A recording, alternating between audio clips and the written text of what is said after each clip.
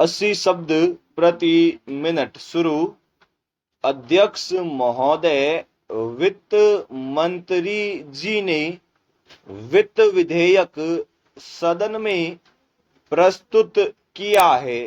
मैं इसका स्वागत करती हूँ।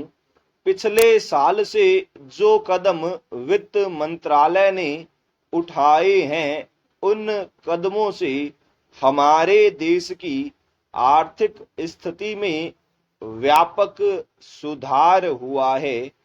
हमारे रुपए की कीमत बढ़ी है और जो महंगाई हमारे देश में बढ़ रही थी, उस पर हम काबू पा सके हैं।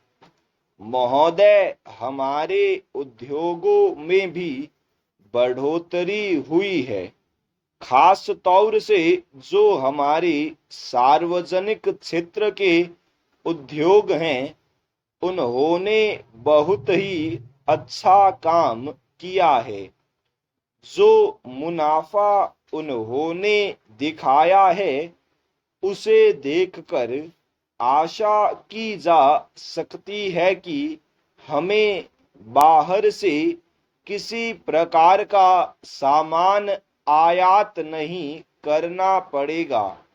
इसके लिए मैं उनकी तारीफ करती हूँ और आशा करती हूँ कि आने वाले वक्त में वे इसी तरह से और भी अच्छा काम करेंगे।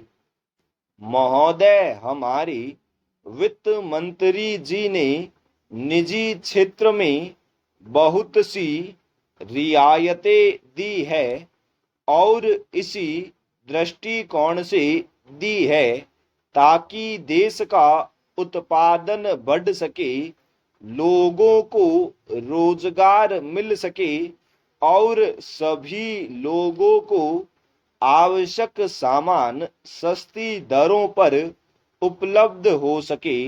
सीमेंट पर जो शुल्क घटाया गया है, उससे मकान बनाने वालों को भारी सहायता मिली है। इसी तरह से चीनी मिलों को, पटसन और कपड़ा मिलों को भी बहुत सी रियायतें दी गई है। सूती कपड़ा मिलों को सस्ता कपड़ा बनाने के लिए रियायतें दी गई हैं।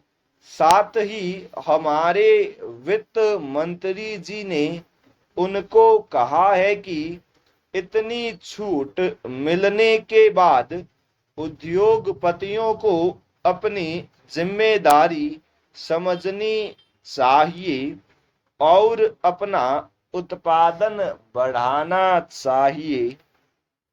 मैं वित्त मंत्री जी का ध्यान विशेष रूप से निजी उद्योग वालों की मांग की ओर दिलाना चाहती हूँ। उन्होंने मुख्य रूप से यह मांग की थी कि उनको आयकर में रियायत दी जानी चाहिए। मैं भी यह अनुभव कर रही हूँ कि जितनी आपने उनको रियायतें दी हैं, उतनी ही उनकी मांगे बढ़ती जाती है। इसलिए मैं आपसे निवेदन करूंगी कि आप अनुशासन के साथ इन पर निगरानी रखें, क्योंकि हमने यह देखा है कि वे अपनी जिम्मेदारियों को नहीं निभाते।